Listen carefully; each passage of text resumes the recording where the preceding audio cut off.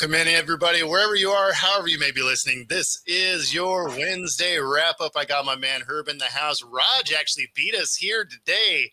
Little issues on our end, but, man, I think I needed to give my computer some coffee because it was not cooperating. No, we're going to blame it on StreamYard, though, or anything else. And if Raj beats us here, I don't know, is that a really good sign or really bad? Like, is the whole show done? Like, do we just sign off and it's go? over. And it's funny because I was banking on him being late because I wanted to kick this off with his Dolphins, and I knew it was going to make him sad. Man. So I figured it'd be the first topic of the day. He wouldn't be here yet, and but here he is. So, sorry, buddy. He's taking it in stride with his Dolphins, though. He's trying his best, but they're not giving him much hope. Man, they aren't. Like, it's they have way too much talent to play the way they're playing, and so I have to re-download a soundbite real quick, since the computer didn't want to actually play nice this morning, but. But it's not encouraging when your coach comes out and says, well, the good news is it couldn't look worse. And it like, I get what he's trying to say, but it just, it's not a great soundbite. No. And then Rex Ryan goes after him a little bit, which is hilarious in its own way. I love Rex though. I think he is hilarious. Yeah. And Rex is just kind of telling it like it is. I mean, like I said, Raj is our resident Dolphins person, and he didn't argue against, like in our little group chat, he didn't argue against anything that was being said. I mean, I want to say, was I either traveling or doing, I got late to the game, and I look and it's already like 20-0. And I was like, what? Oh, yeah. On a team, and it's the Colts. I get it's on the road and it's your first game, but it just shouldn't. Daniel Jones shouldn't look like a MVP all of a sudden. And even if they've got 20, I'm expecting the Dolphins to have 21. It just doesn't. Mm-hmm. No, did they not practice all off season? It just looked bad. Yeah, I really don't know how it went so wrong so quick. It just looked terrible. And here we go. Here it is.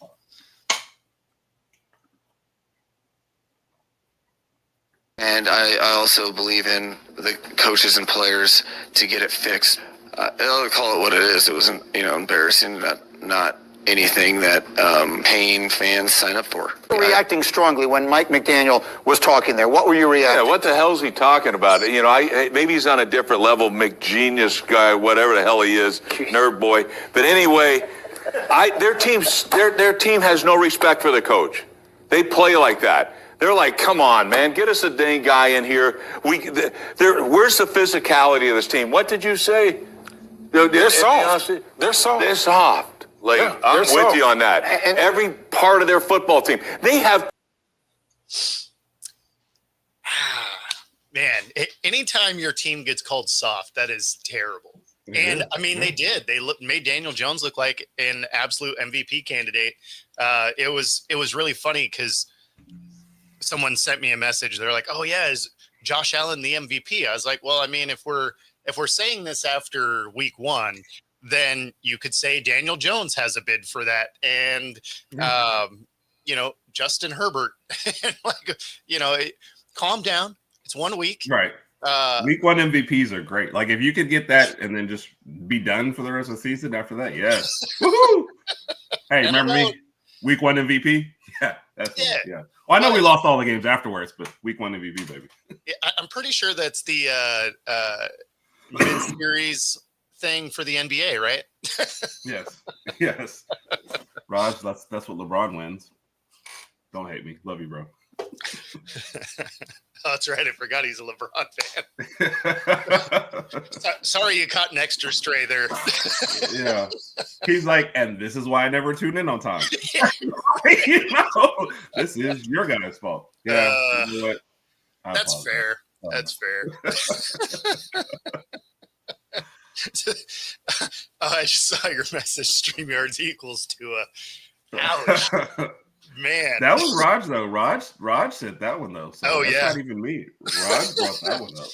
So, I told you he's taking it in stride, but you can't build your team on offense and not really, at least the Bengals were scoring last year when they were bad, and they were bad on one side of the ball. So weirdly, they doubled down on the offense only and weren't scoring. They barely beat a Browns fan that couldn't move the ball. It's week 1, though. That's what they did last year. They just happened to lose it. So the first 2 weeks, we know the Bengals offense doesn't really do anything, and their defense doesn't usually do anything, and they usually lose. So this is already a trending in the right direction if you're a Bengals fan.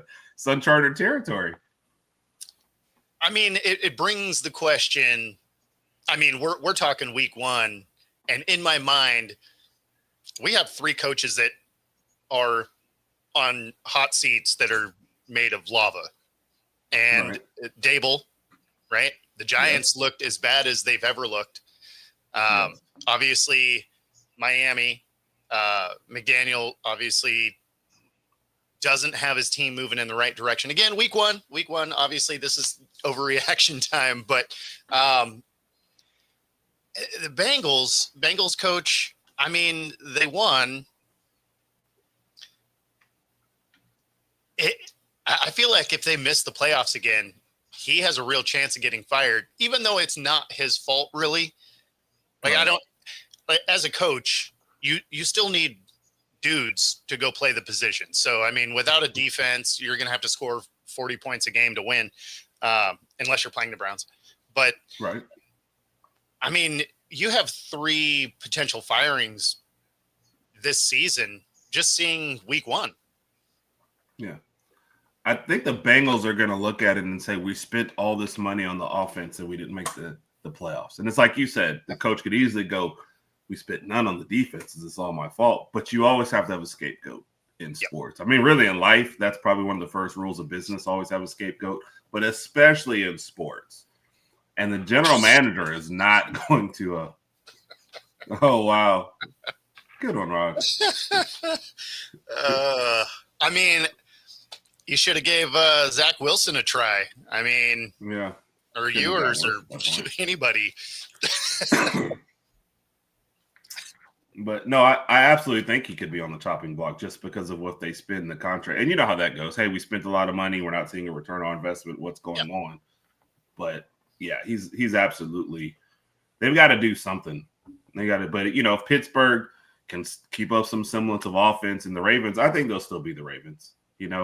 That's still already a tough division just to come out of. Not to mention the rest of your schedule. So it's going to be interesting. Yeah, I absolutely don't think it's his fault. No, I don't think it's GM's got to go. If the coach goes, I feel like the GM needs to go too.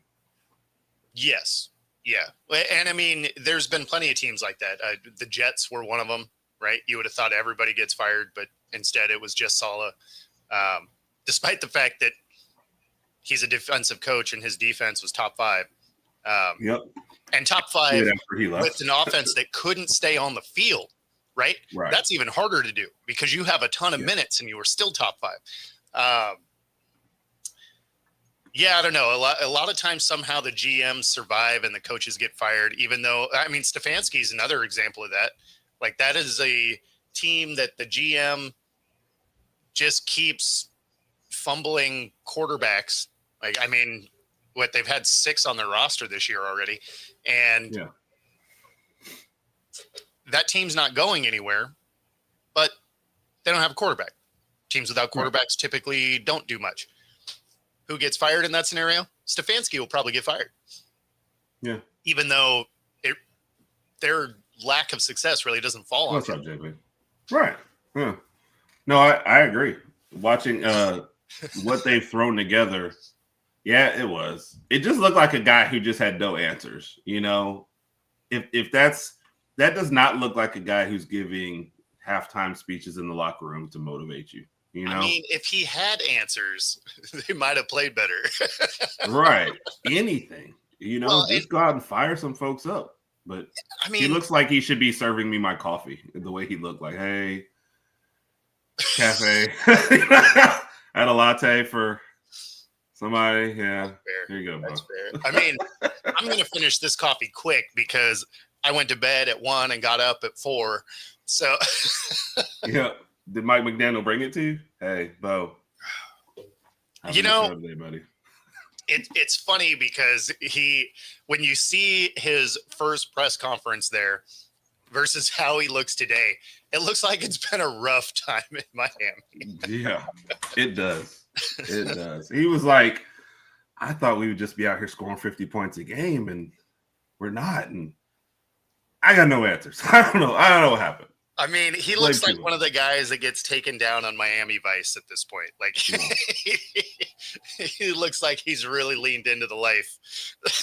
Yes. But he's always the middleman. Hey, guys, I can get you the top guys, man. Just don't take me to jail. That's him. That's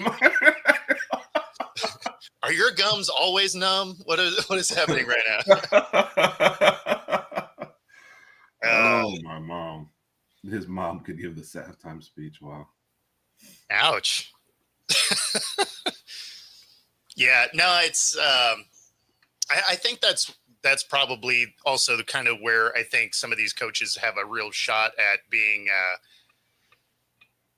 let go, right? Because when you looked at McDaniel's presser, you looked at Dable's presser, you didn't see anything out of those that you felt encouraged about, right? No, I mean, McDaniel looks like he was just defeated in every way, right? On and off the field. Look, he's just like, yeah, I mean, we can only go up from here.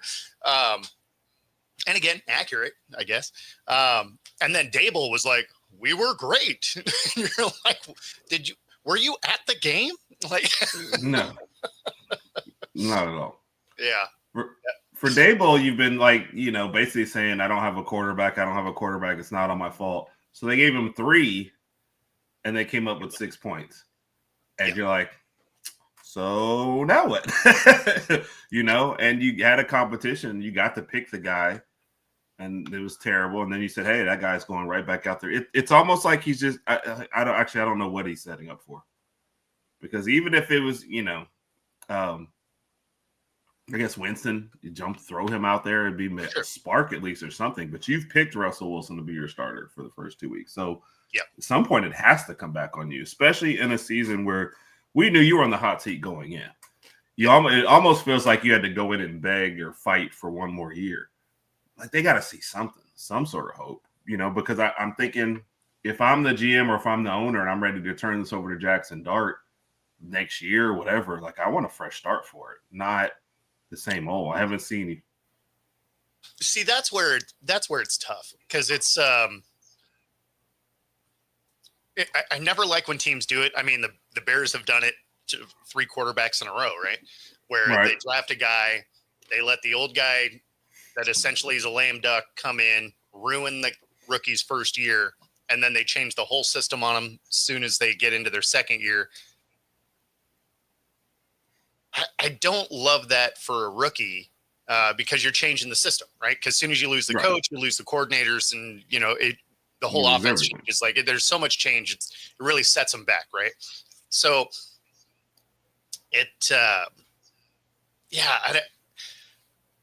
I don't know that there's a right answer there because obviously Dable's not the guy, right? He's proven that. But it would have been better if they would have just let him go last year, bring in the new coaching. That's the real point. And then be like, okay, we're going to go get Dart.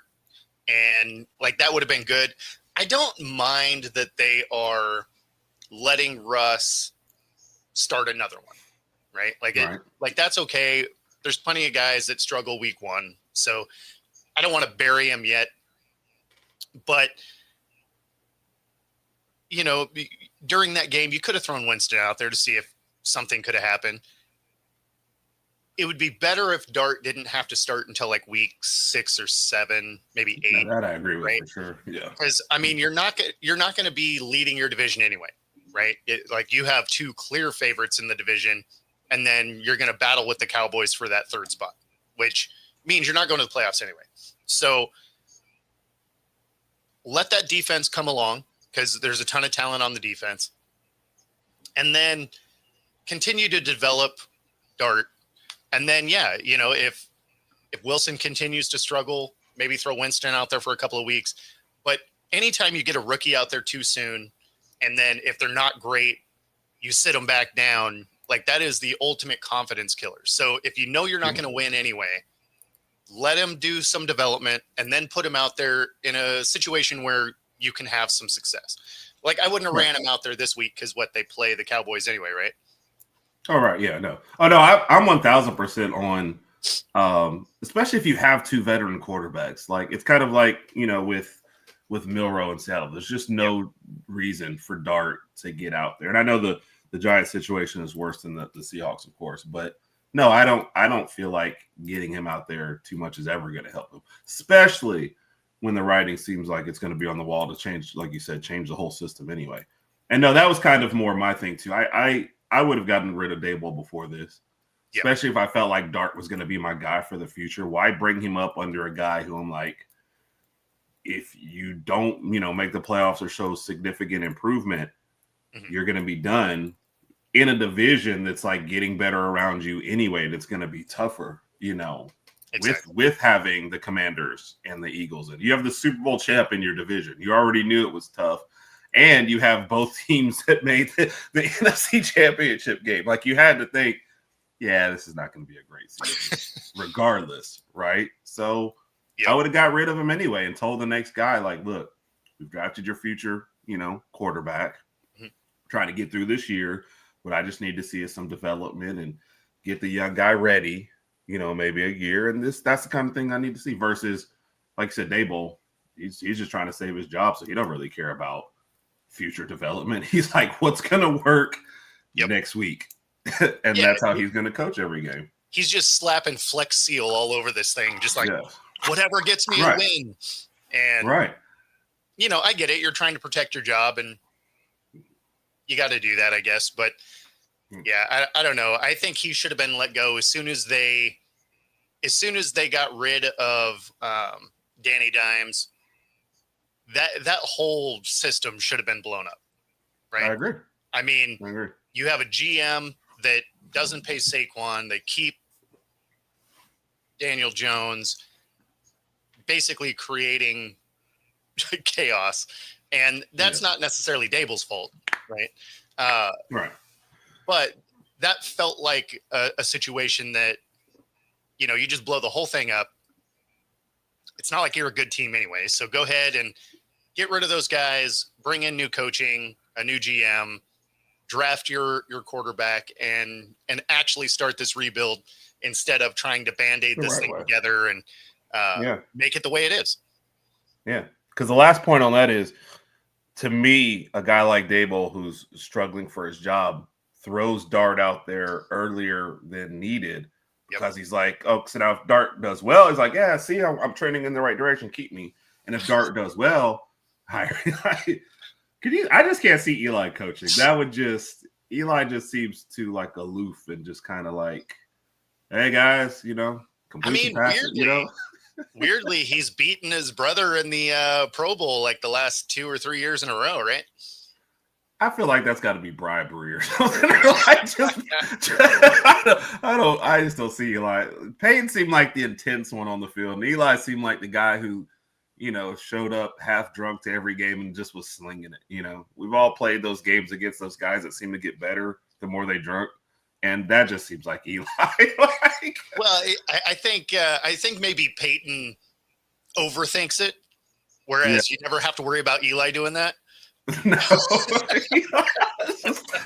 Hey, yeah. You got Jamar Chase? Yeah. Hit him with the ball.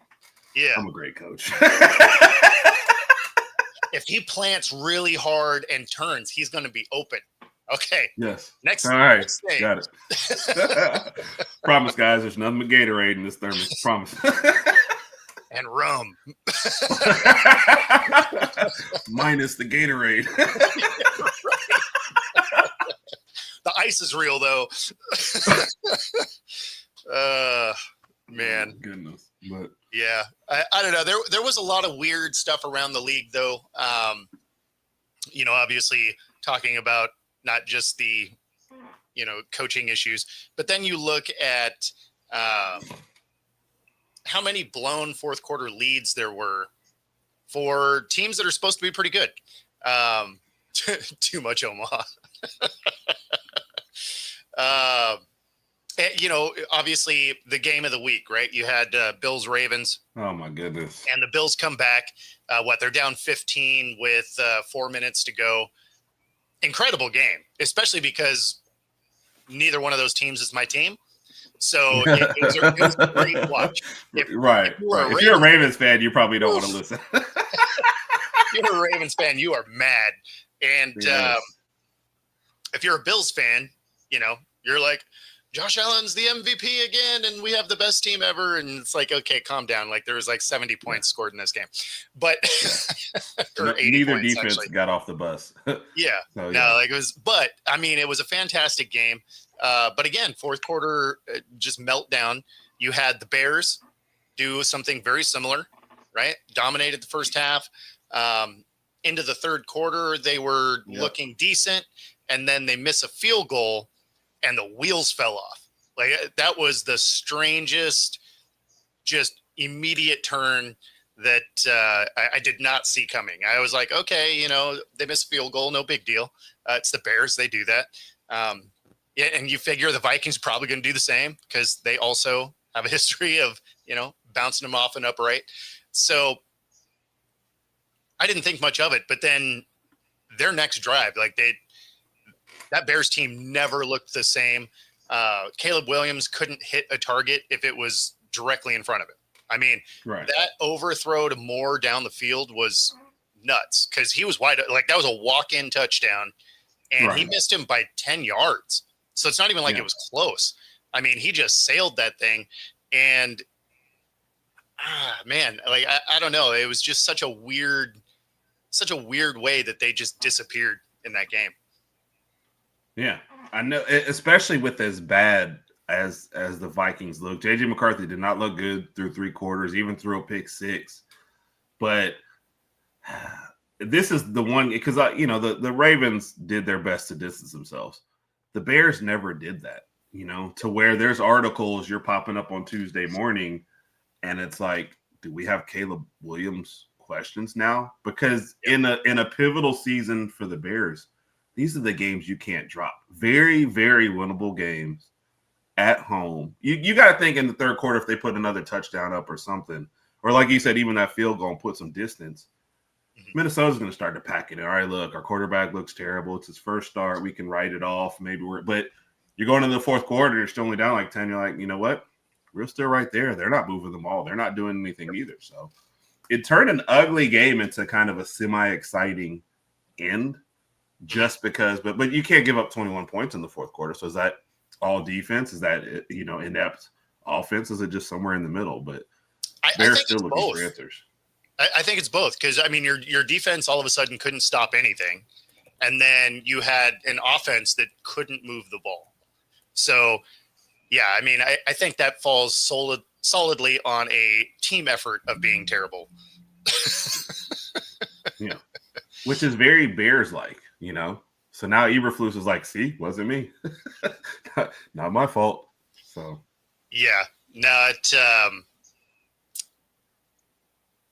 I mean, it's the Bears, right? So as much as you're like, yeah, they should have been able to pull this off, then you're like, oh yeah, but it's the Bears, and you're just like, okay, well, I guess it is what it is. That being said, we are here at the halfway point. We're going to let our radio audience go. If you're listening on 97.3 ICU radio, there is some smooth jazz headed your way. Otherwise, stay tuned. We have more NFL recap right here on Football Dash Talk on YouTube, Roku, and everywhere else you consume your podcast. All right. The other one that was a meltdown was my Seahawks. They just couldn't I seem. picked you too. I picked you in my pick'em. Me too. I thought at home it was going to be a decent showing. Right. But I mean, the glaring issue, one of the biggest things, I'm a defensive guy, right? So I really hone in on the defensive side of things. Tariq Woolen was killing me. Like he'd have some random plays where he looked pretty decent, and then he was just burnt toast the other half of the time.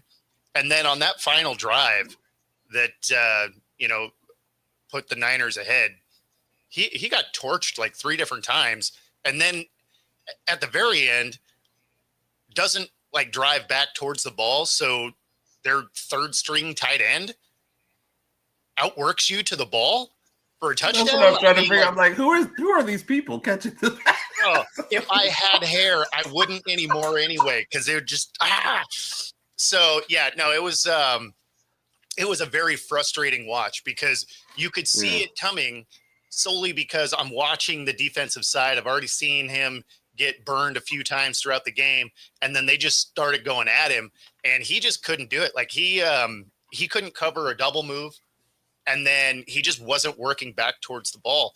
So I have some real questions on whether or not he gets benched again, losing that starting role, Right. just like he did last year. Now, last year had more to do with him not being able to tackle, but this year he's just finding himself out of position. Even when you are looking at some of the great plays he made, it's because he made up ground. Because he was actually out of position. So if they were better throws, like those guys would have been gone. One of them, a great example was he was coming across and he barely tips this ball to break up the pass. Right. He was 3 yards out of the frame there because he took a bad coverage route. Bad route too. Yeah. I mean, if that was actually on the outside, that probably has another 20 yards behind him. Right. So I don't know. We'll see if we're not doing any of that, J-Bake. No, J-Bake's a Bama fan. He knows that Milroe don't need to start. He knows. Yeah. In his heart of hearts, I think he knows. Yeah. Let me just drop another hashtag with hashtag nope. We can't do J-Bake. Let this kid develop. Like he's actually in a great situation to have success in his career. So let's not microwave him and try and get him out there fast. Let's just let him slow cook here and actually be the best Milroe he can be. Yes, I agree. You know what I'm thinking about when you're talking about him? I think he was like, this is how I fix the bad tackling, right? You can't have bad tackles if you're never in position to tackle the player. So boom, next level thinking. I mean, taking that Dion route, like I'm just playing the ball every time. Yeah, I mean, okay, all right. I feel you don't sound convinced though. I feel like you need to be a little bit closer to the play to make a play on the ball, though. Right. Okay, fair point. We will concede that point. I mean, that was the thing with Dion is there wasn't separation. So maybe he wasn't the best tackler ever, but he at least was there to make a play on the ball. Woolen he's barely in the frame. And you're like, what is happening right now? He comes into the league. He finishes second for defensive rookie of the year behind Sauce, and then has just never been the same. That's so, wild. Yeah. What happens in the do you just not continue to work on your game after that? Is it? That's all I can figure. Yeah. I mean, and it's funny because it's not like we haven't had a corner here that wasn't great at double moves, right? Like Marcus Trufant, as great as he was, he could get beat on a double move, right? Like that was something where he was aggressive enough on a single move that a double move, he could get burned pretty good, right? So he'd have to rely on, it's probably a completed pass, but he was ultimately needing his safety to come bail him out a little bit. And it's why he only ended up with one Pro Bowl, right? Like I think he only went to the Pro Bowl one time. And it was because of that. There was that slight deficiency in his game. And, but when it comes to Woolen, like he's just not doing anything particularly well. And so it's frustrating, I guess is the right word. Cause it's like, man, like even if you're not going to do some of the big things, can we at least get the little things right? Right. You know, like track a defender correctly, or like be in position to make a play. Because, you know, one of my old coaches, it was a phrase that I loved, was just go out and make a play, right? Make the right play. That can become the play, but just go make the right play, right? Like it may turn out that was the one that turned the game and whatever, but just go do your job. Don't try and do too much. Don't over pursue. Don't do anything like that. Just go out and do your job, because making a play can become the play.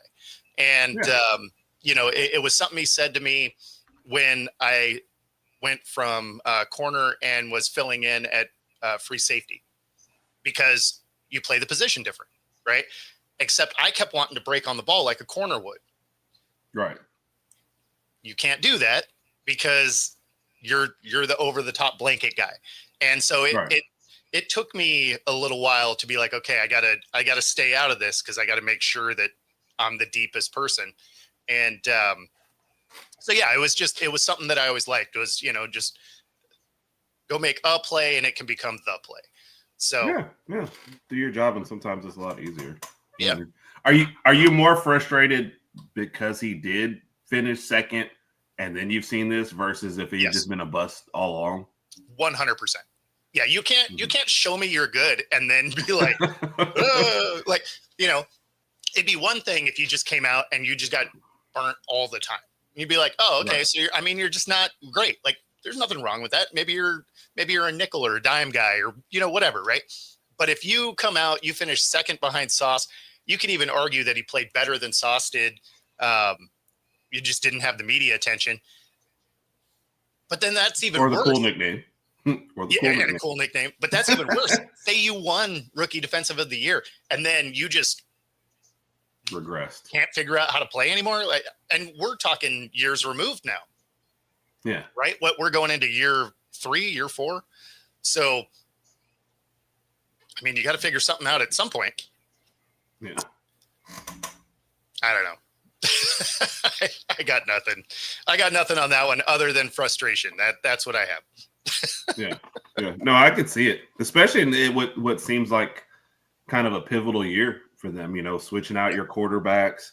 The rest of the division does not look great. I think we talked about this even last year with San Francisco Fall. There's no like dominant team in the division. It's there for the taking, and so you can't drop.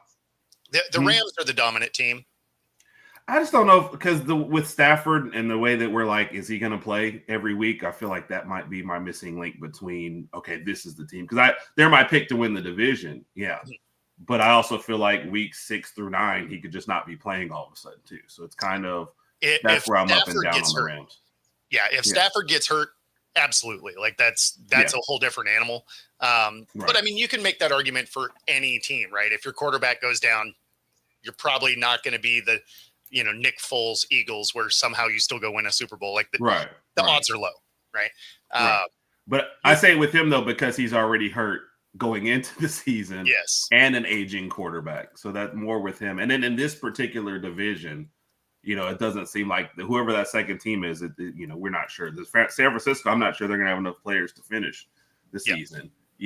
Arizona's just Arizona. We just have like totally forgotten about them. Sometimes you forget they're in the division. They're just like there, That's because they forget they're there. Like, I picked them in a survivor pool for last week because they were playing the Saints. Right. But I mean, that's a team that it's just not a well-coached team, I guess is the biggest thing.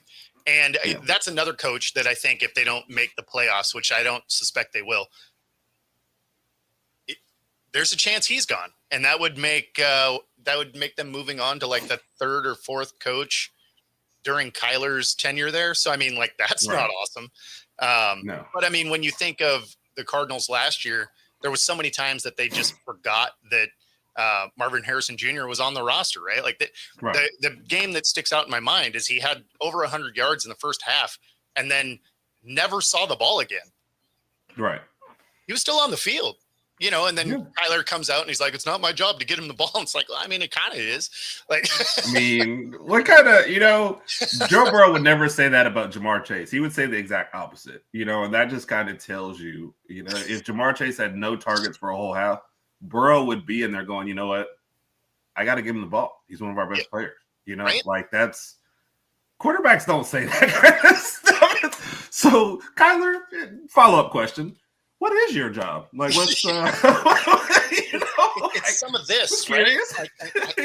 Like you do this and then you throw it to a guy, I think is how that works. And you ask any great quarterback and they're like, yeah, it's my job to get the playmakers the ball. Simple as that, right? Yeah. Playmakers can't make plays if they don't have the ball in their hands. And not to say that Harrison is a finished product and is the best receiver ever or anything like that. Like, I'm not saying that. But if you have a guy that is torched to defense for 100 yards and a half, and then you don't go his way anymore, what's the plan there? Yes. And it's like they always say, I think Kittle had a game like that last year, and they were asking him, like, what are you going to do? And he's like, why are you asking me? Like I've got nothing to do with this. I'm running the same routes I was running when I was getting open, or getting my yard. Like, I don't know what to tell you guys. If they don't throw me the ball, they don't throw me the ball. I can't, That's why wide receivers are divas. What up, Cinco Squad? Cinco, thanks for sharing it out. Appreciate that. Appreciate you guys. Man. Time to rebuild. If they weren't paying Tua so much, I would say rebuild. Because Tyreek's getting in trouble again, right? What? Tua, you don't shocked, huh? You have increasing questions from Tua being the guy. The offense is not looking any better. It's regressing like game by game at this point, and your defense is just kind of there. I mean, so it feels like a rebuild, but there's too much money invested in certain spots to like just fully rebuild unless you start trading. But who's taking Tyreek Hill at this point? Nobody. He's too much. Yeah, I mean, like, you know what I mean? Well, especially because he's been injury prone. He's a distraction based on just the nonsense he does in the offseason. Would someone take a flyer? Sure. But you'd still be paying his whole contract. So why would you do it? Right. Nobody's gonna give you anything you want for him. So it's I don't know. I don't think that's going to be a great trade partner with anybody. So, and then you know what? Waddle's been hurt the last couple of years. Like Tua's, and that's the problem. An injury. Because if they wanted to move on from Tyreek earlier and make Waddle the number one, Waddle's been too banged up. Like he hasn't had a healthy season yet. Because that's our guy also, but he hasn't been available. So it's just. Oh man, could they do that? That would be fantastic. So, there's an article out right now, I guess, under Steelers Nation that they've revealed their trade price. They're actually interested. I mean, for a 1-year thing. Oh, we have it. 2026 is the last year of his contract. Okay. For a 1-year deal, him. DK, Rodgers, like the ultimate dumpster fire if things go wrong. Yes. But there is a lot of upside there. Yeah. That would be interesting. I'd still be hoping for the go wrong just because the fireworks would be amazing. Yes. But I mean, it would be interesting. I'll at least give it that. I'm in. You sold me. I'm in. Yeah, let's go. Yeah. No, J-Bake, I mean, it is a boom or bust. There is no in between. Either it goes spectacularly great or spectacularly terrible. Yeah, it's that Amazon series, All or Nothing. Yes. So I am here for it. Man. Yeah, that's I don't know. Again, a lot of this is overreaction, right? It's week 1. There's a lot. There's a lot. We'll just put it that way. Yep. If you're a Bengals fan, you got to be a little worried though, because your guys did play in preseason this time. Last time they did that, they went to the Super Bowl, but instead they come out and that offense looked anemic. And, what bailed them out of the game was their defense, which is a scary thought moving forward because that defense is not good. It just happened to be playing against a Browns team that is not good. Yes. Because Flacco did throw for 290, but when your leading rusher has 29 yards, exactly, like that's going to be rough sledding. So, and you just see that, the skill position groups for the Browns has been lacking for a while. So like, hey, we'll go get you a quarterback and whatever is left on the garbage heap for your wide receiver core and possibly your running back group after we keep letting things go. So good luck out there, Flacco. So it's still the Browns, Instead of getting a wide receiver and running back, we're going to get you like 5 quarterbacks. How does that work? Like, only one of them can play at a time, right? Well, no, I mean, you could throw a couple out there, use somebody in that Taysom Hill kind of situation.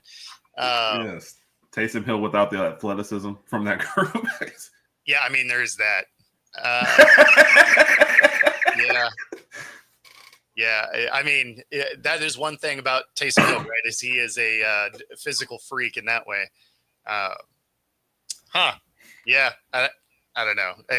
If you're a Bengals fan, I you got can't nothing. feel good about it, No, not at all. Not at all. Or a Browns fan, can't feel good. I mean, if you're a fan of either one of those teams, you're just like, 2026. Okay, cool. Like, yeah.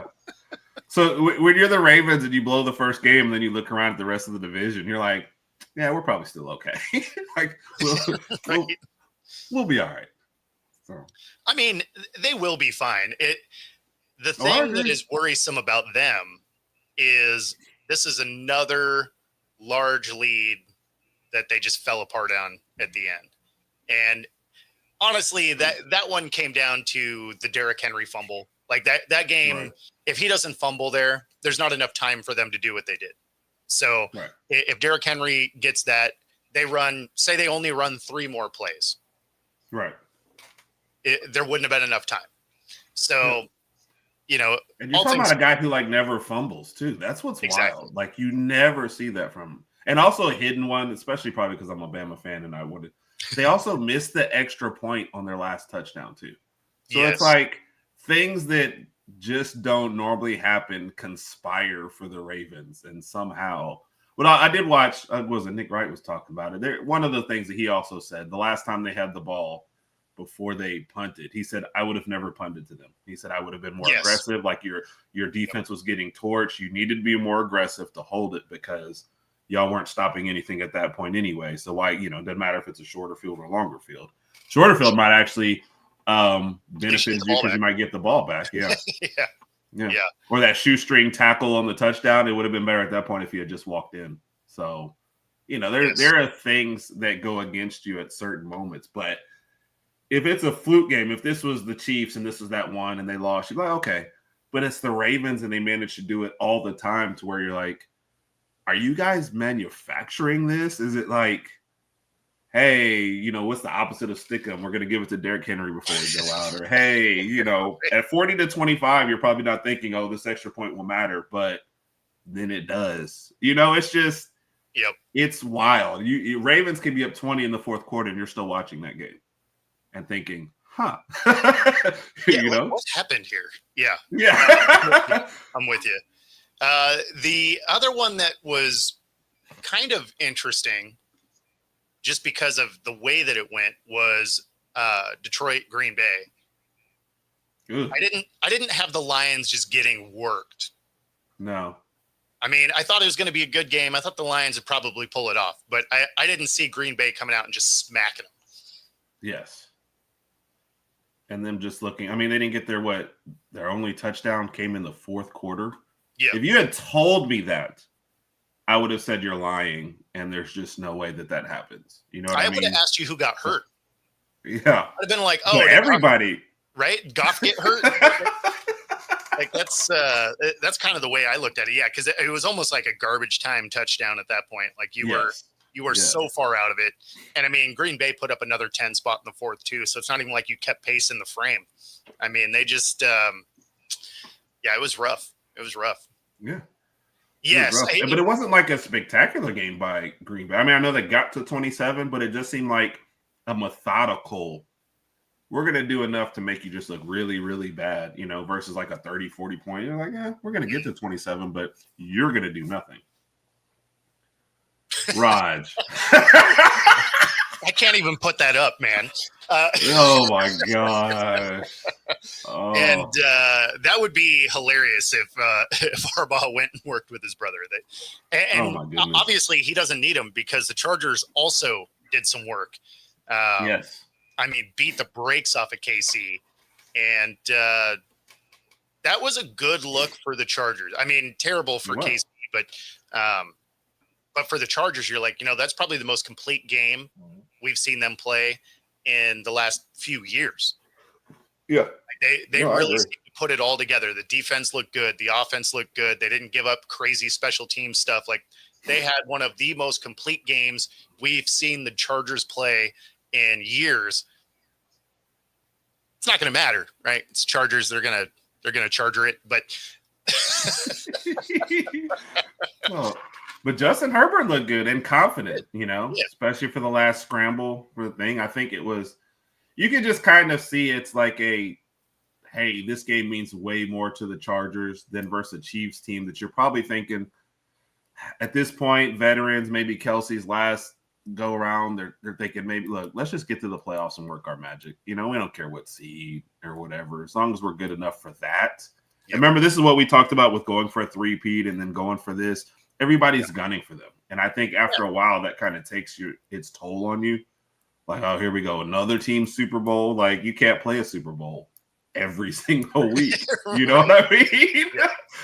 That's just tough. So, and they just weren't sharp in any fact at all. Like, KC didn't look good. So, I mean, but I'm with you. I mean, everybody has you circled, but everybody's had you circled for the last few years anyway. So, what's happening, Steve-O? What up, Steve-O? What up, man? Yeah. So to switch it up before we get out of here, we do have some WNBA action. You guys made it. We made it. Win and you get in, and they do it. That is the biggest piece of it. There was still a path forward for them had they not.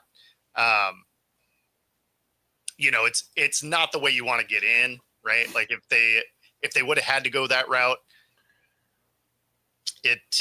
you know, anytime you back into the playoffs, it's a problem, right? Like you're usually a top seed, you know, where you get it